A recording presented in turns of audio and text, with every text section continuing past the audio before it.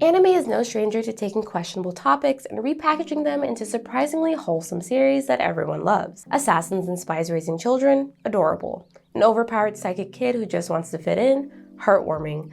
A young woman forced into an arranged marriage after being abused by her family for simply existing? Heartbreaking and yet somehow empowering. It's no surprise the series My Happy Marriage is on every romance anime watcher's radar. Though it uses arranged marriage, a questionable trope, to get its story across, it also transcends the trope in a way that empowers the main character and gives her a chance to shine. At a time in the world where loneliness is now being classified as an epidemic, and more people are struggling with communication and connection on the heels of a virus that isolated us for years, the story acts as a simple reminder of the importance of being seen and understood by people who make you feel like you belong. Welcome in, my friends. If you're new here, hi, my name is Phoenix, and today we're going to be ripping into the heart of My Happy Marriage. Yes, ripping into it like this show has ripped into my own heart as I've watched it. And also understanding how the series is able to explore the importance of belonging and how it's so crucial to the human existence, while also addressing a particular issue with the main character that deserves to be analyzed. Before we begin though, make sure to grab your cup because it's time to spill the anime tea. For a show that has happy in the title, you may be surprised at how notably dark its themes are. And though it is often referred to as a version of Cinderella, this isn't a Disney movie. It's anime, which means that things can go from light and airy to dark and depressing in 24 minutes or less. And this is because, unlike a Disney film, the emphasis in My Happy Marriage, and arguably in most slice-of-life dramas, is on the characters and what they personally go through, as opposed to solely focusing on an overarching plot to drive the story forward. Not to say that there aren't villains and forces beyond the characters trying to push the narrative. You will absolutely hate Mio's family with your very heart and soul, and question every new character that comes into Mio's life. But all of that is mostly secondary to the main character's experiences and how she's able to change and grow because of the sketchy people in her life and those experiences that they put her through and beyond. However, as usual, I am getting ahead of myself. Let me just explain the show. Mio Saimori was born into a notable upper-class family, but her parents' loveless arranged marriage, which ends with their mother's passing, leaves Mio forsaken and abused. Furthermore, her younger sister Kaya is the only one to possess supernatural abilities, overshadowing Mio, who was born powerless. Lacking any important traits that would benefit her family, she is reduced to a house servant and learns to survive by keeping quiet and obeying her family's commands. So when she is arranged to marry the rumored cruel military captain, Kyoko Kudo, she expects her plights to continue, only to discover true happiness with her new environment and soon-to-be fiancé. Okay, I'm not clever enough to come up with that. Shout out to this Twitter person for giving me that joke. Anyway. The focus of the show is on Mio and how at the start she lets life happen to her and does what she's told because that's how she's learned to live. Her family's treatment of her is based on her perceived lack of worth, and it often gets hard to watch Mio cower and obey all their cruel demands. But as her environment changes and she views life beyond the environment she grew up in, so does her outlook on life. In a place where she is allowed to simply exist without being a burden, she begins to thrive, finding the will to speak up for herself and choose her own happiness despite what others tell her. Something that may seem small on the surface, but ends up being a fundamental change for Mio that helps her grow and allows the story to naturally progress. But what is this simple thing that changes Mio's entire perspective on her life? Well, it is a romance anime, so there is definitely a lot of that, especially between Mio and Kudo and their relationship. However, beyond that, there is something even more simple that the story pushes as a fundamental theme for Mio's changes: the feeling of belonging at the core of Mio's story. What does it mean to belong? Webster's dictionary describes it as simply as a close or intimate relationship, whereas Oxford Dictionary describes it as the feeling of being comfortable and happy in a particular situation or with a particular group of people and being treated as a full member of that group. Belonging is the third tier in Maslow's hierarchy of needs, nestled right between what you need to survive and what you need to thrive.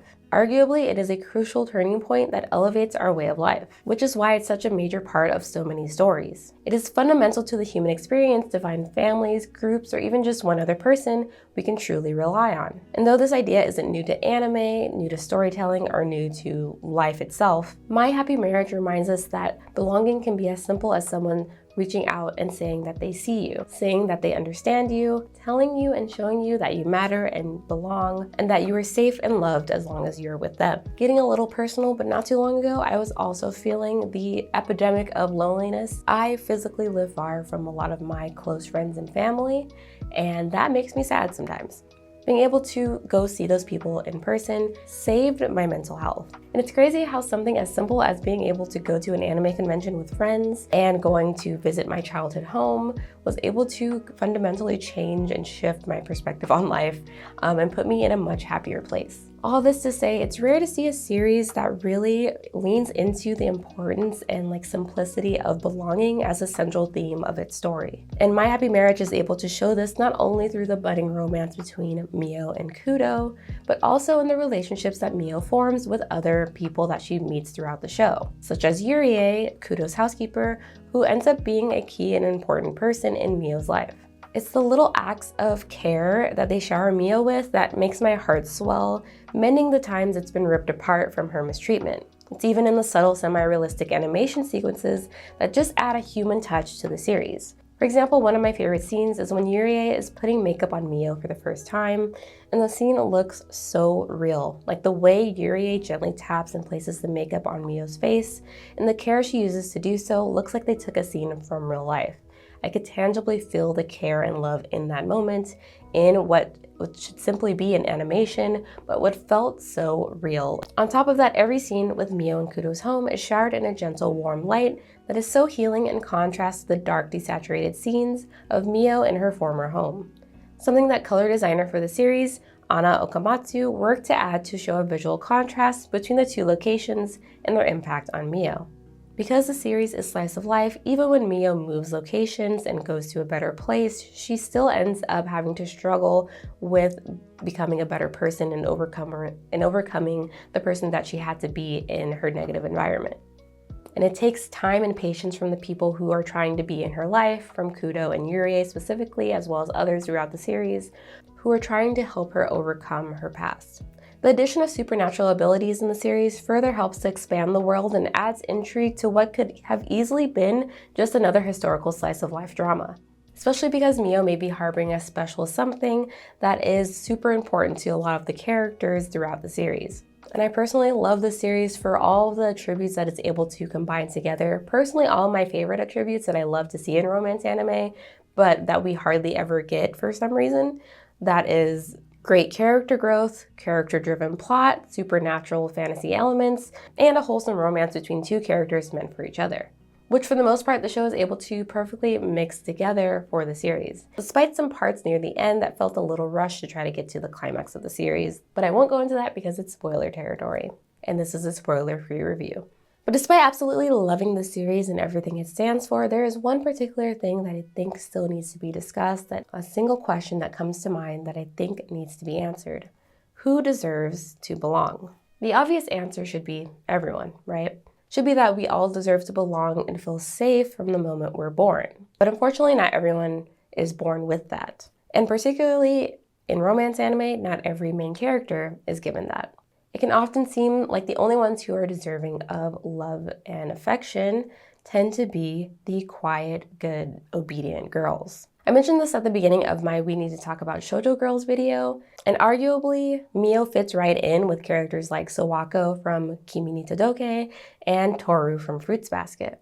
I do still stand by everything I said in that video and how representation can come in various forms, and especially how the good, quiet girls are still important because there are many people, young girls as well, who can really relate to these types of characters. And again, I personally connect with characters like Mio because being a Black girl, we don't get to see a lot of girly, quiet, obedient versions of ourselves in media. Seeing that in characters like Mio is very cathartic. However, when you see a trend of the same types of characters getting the same type of treatment, it could feel a little bit exclusive.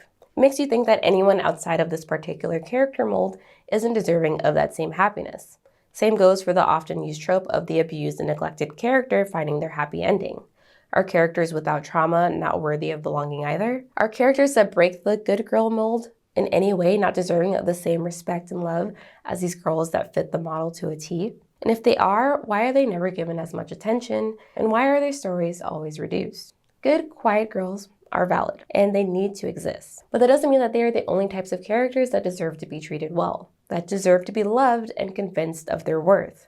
And with more stories that continue to cross the boundaries of demographics and characters that have evolved to reflect modern life, I look forward to seeing how the spectrum of girlhood, femininity, and genderless expression are portrayed in series moving forward. Especially since there is definitely already material covering all kinds of different kinds of girlhood, femininity, and genderless expressions. If you look at my friend Colleen Manga Rex video talking about genderless expression in shoujo manga, there is a whole slew of material that animation studios and production companies could use to show off more varieties of characters. And we are even starting to get more complex series like Oku, another Netflix adaptation that explores the reversal of gender roles in historical Japan, and that, portrays girlhood and femininity in a different way than the norm. Add in incredible lead characters like Mitsumi from Skip to Loafer, and the dozens to hundreds of girl characters in shoujo manga and even seinen manga and beyond